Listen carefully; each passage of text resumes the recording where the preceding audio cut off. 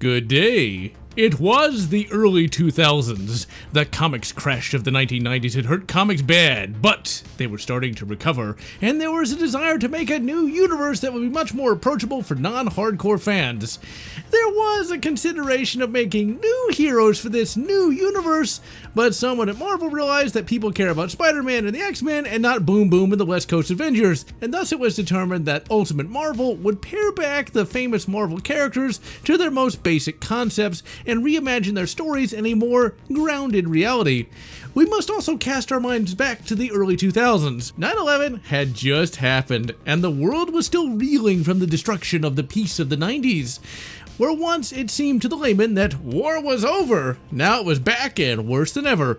Before 9/11 had even happened, comics were undergoing an evolution to a darker tone in terms of storytelling. Marvel itself was no stranger to dark stories, and even comics in the 70s had had some truly dark stories. But also, Marvel was tonally inconsistent. You could have had a super dark story about Cyclops' marriage problems, and then have the X-Men get kidnapped into an evil circus in the very next issue. Ultimate Marvel promised to stick with a dark tone and keep it throughout. Also, the heroes, like in the MCU, would outright kill villains. Yeah, in the past Marvel comics this happened, but it was a little more rare, and then you'd have issues where a super powerful villain would just go to space jail, despite him being a universe-ending mass murderer. All this combined to make the Ultimate Marvel universe a darker reflection of the Marvel universe that many fans knew. It started with Ultimate Spider-Man, then you got Ultimate X-Men, and finally, the Ultimates. The Ultimates is a darker version of Marvel's flagship team, the Avengers, and it's from this comic series that the MCU drew most of its inspiration. The comic series lasted from 2002 to 2007 and would eventually be collected into 2 omnibuses. The best part about this comic is how self-contained it is. You don't need to read Ultimates 4 and then read Ultimate X-Men 20 to get what's going on. The coherent Ultimates narrative begins in issue 1 and ends at the final issue of the omnibus. Really, it's a lot like reading a movie instead of a comic, and this went a long way towards getting non-comic readers into the series.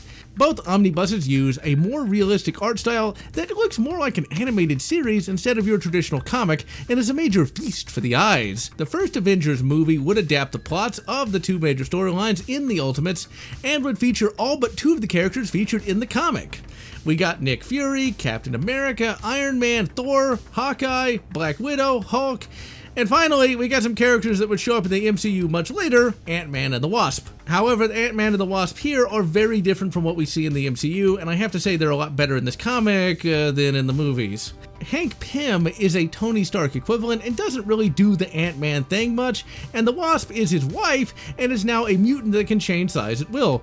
Before the MCU, Ant-Man was a major pillar of the Avengers, and surprisingly enough, in an animated show in the 90s, was even the leader of the Avengers. The first storyline of Ultimates is the origin of the Ultimates. Like in the MCU, it's Nick Fury that gathers all the characters together and puts them to work saving the day for the US government.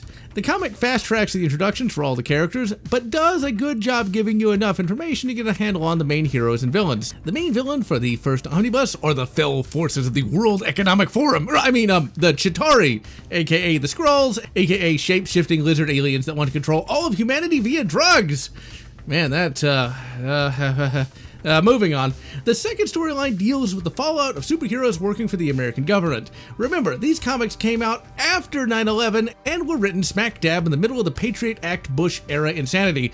And so the comic is, shall we say, political, and has aged remarkably well. But this comic, despite having political elements, comes from an era where political discourse was much more mature and nuanced. In 2002 through 7, comics and other media were capable of maintaining a more or less neutral tone, and were not all about demonizing one side or the other, and instead challenged the reader to make up their own minds. Also, Mark Millar, the writer of this comic, still wanted to make a superhero comic first and a political commentary second. So the main plot has Loki, god of mischief, stir up trouble with the world governments, and I gotta say, this is a better use of the character as he feels like an actual god, and in this comic, his army is not just a bunch of drones. The Ultimates themselves are very different from the Avengers we would come to see in the MCU, and are my favorite kind of hero. Every one of them is broken in some way, and all must fight their inner demons and become heroes. I love this because it makes the superhero battles that much more satisfying, as you want to see your dudes kick ass and overcome their inner demons. If you're not a comic book fan, I highly recommend giving these omnibuses a try, as you will be able to experience the excellence of comic books without having to read Spectacular Spider-Man number 334 or Thor 313 and finally Iron Man 241 to figure out what the bloody plot is. Without the Ultimates, we would not have the pre-2019 MCU that we all know and love. Sadly, the Ultimate Universe would die an ignominious death when the geniuses at Marvel went full edge and killed the universe in the universally reviled Ultimatum event. Case in point, we saw the Wasp literally get vored by X-Man villain The Blob. Yeah, wonderful.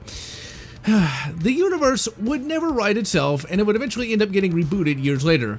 Well, man, in its heyday, the Ultimate Universe would truly be worthy of the name. Now, with all those filthy normies gone, let's get into the deep dive. Alright, the characters in this are very different from what we see in the MCU, meaning they're kind of assholey. This is the first time we would see Nick Fury shown as Samuel L. Jackson. Before this, he looked more like David Hasselhoff. Nick Fury is more or less the protagonist for the entire Ultimate Marvel Comics line, as he is the common thread that runs throughout this comic and the other Ultimate Marvel comics. Nick Fury has always been kind of a dick, but here he's much more dickish. He manipulates characters far more in this than he does in pretty much anything else.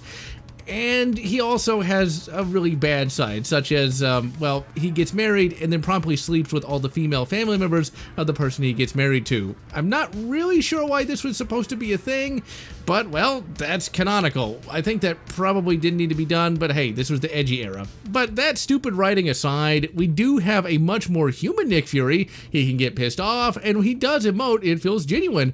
And most of the time, he wins the comic via some sort of ass pull that the audience never saw coming. The Ultimates is primarily an ensemble affair, and each character will get a little bit of time in the sun. Captain America is the glue that holds the team together. Like his usual origin, he's a little skinny dude named Steve Rogers that is given superhero steroids in World War II. He had to fight Nazis and gets frozen in ice until the present day of 2002.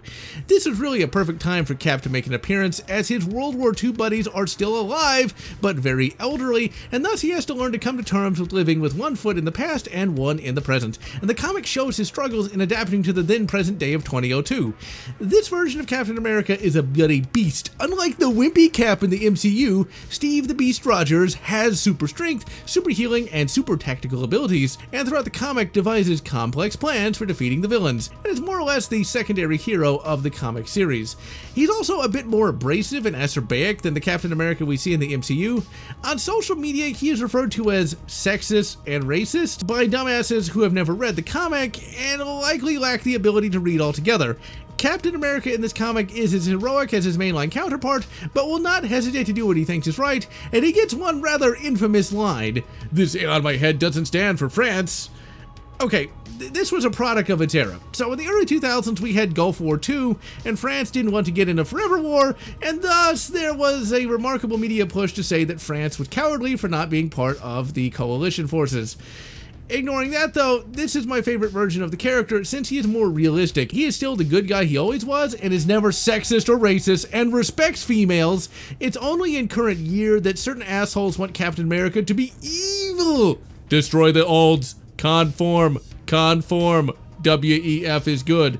Even YouTube videos try and show Cap as a woman-beating psycho, when in reality he never was. In fact, he gets together with the Wasp in the comic and does his best to understand her 2002 ways, and even considers her his girl even after she cheats on him. He ain't no simp, but he still is a bit too forgiving for my tastes. Iron Man in this comic is broadly similar to the Iron Man we know, but there are no arc reactors, Pepper is not a character, and Jarvis is a butler. He is still a billionaire playboy philanthropist, and he still screws any girl that catches his fancy. And by the end of the comic, he's still that guy.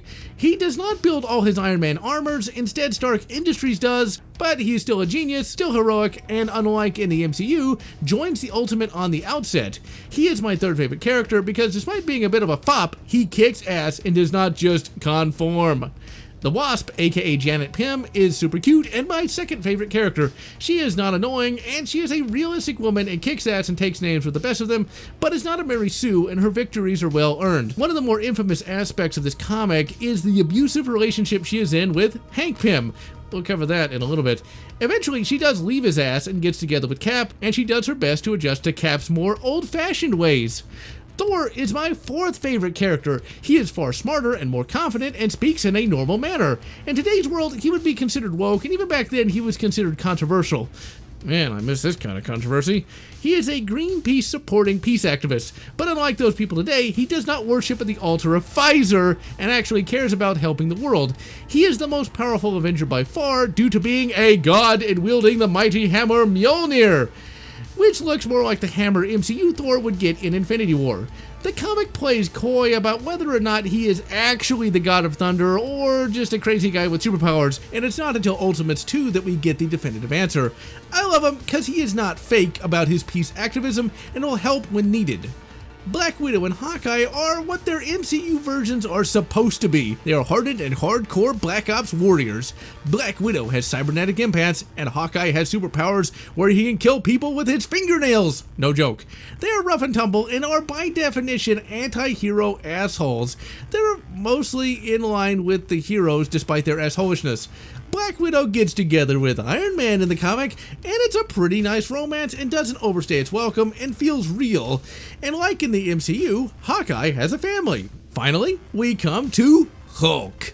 Hulk is a hard character to do right. He is supposed to be a giant green rage monster, but if he is a giant green rage monster, why is he on the team then? Wouldn't that be really dangerous and not really useful? Yeah, he might kill the bad guy, but then he's just gonna turn on you. In the Ultimates, they finally get Hulk right.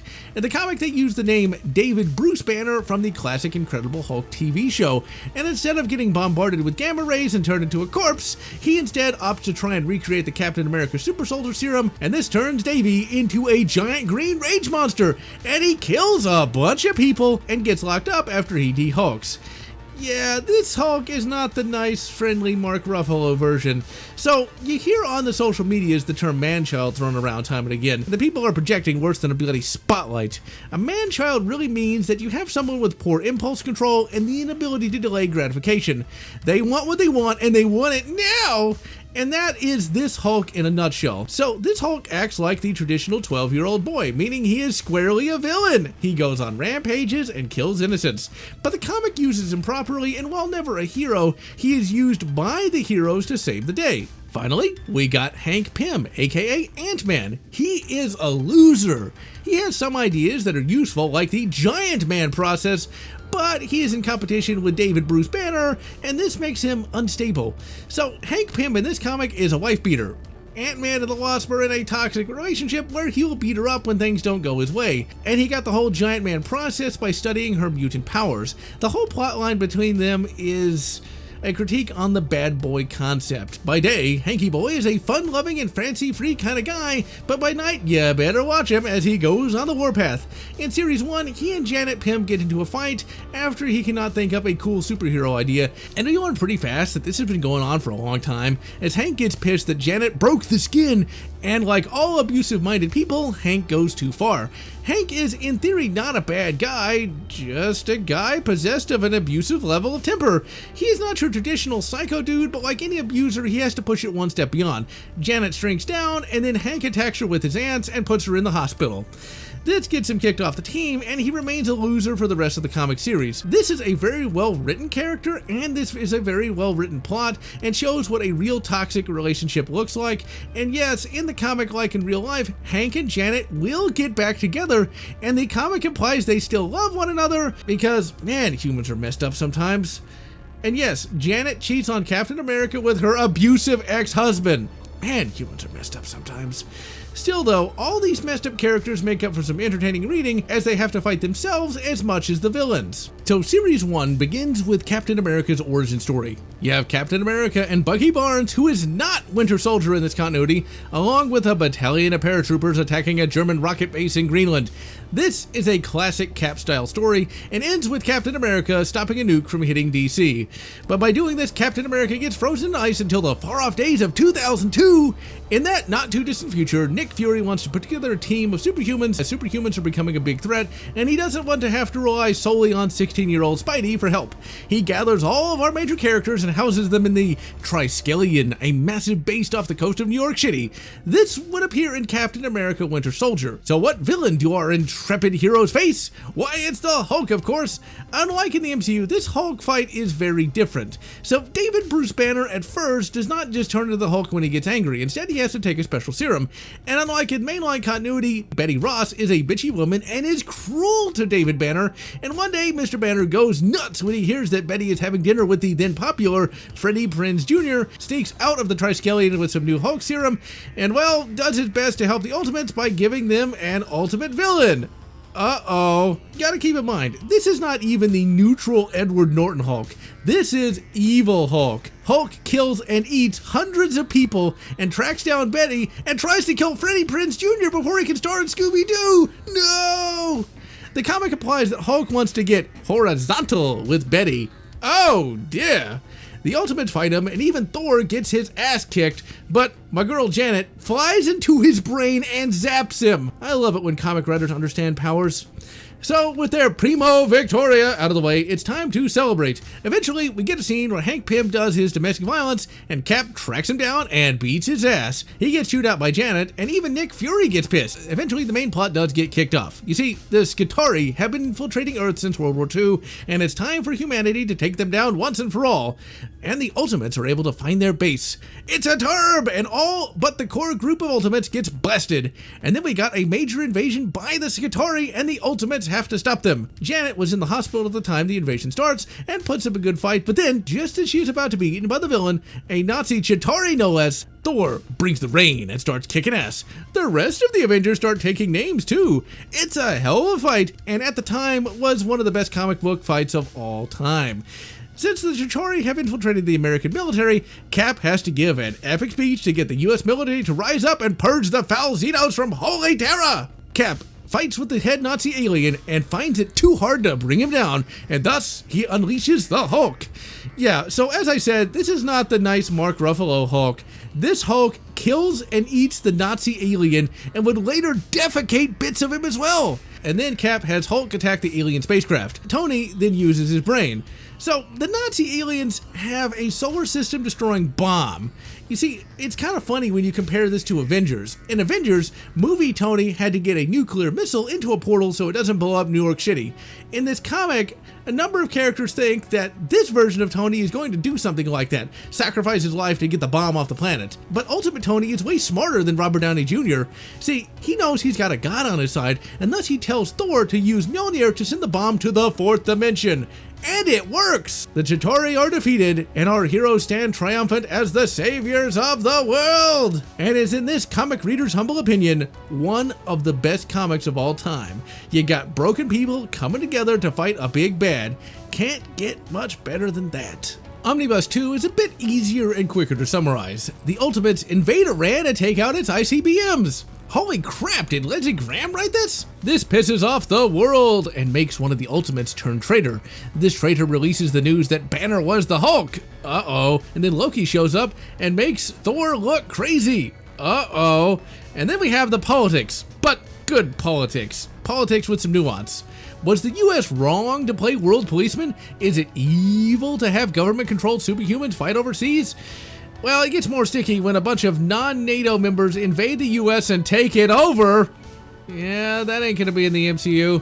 Yes, a bunch of non-NATO countries launch an invasion of the US with their own superheroes and take out all the nuclear silos and military bases and capture most of the heroes. Now, it can be said that perhaps Loki made all these countries nuts with his magic, but we learned that Black Widow was the traitor all along and turned traitor before Loki showed up. She tries to kill Tony and does manage to kill Jarvis. Tony gets the upper hand because he is a bad ass. The non-NATO countries call themselves the Defenders, and they have equivalents to all the Ultimates.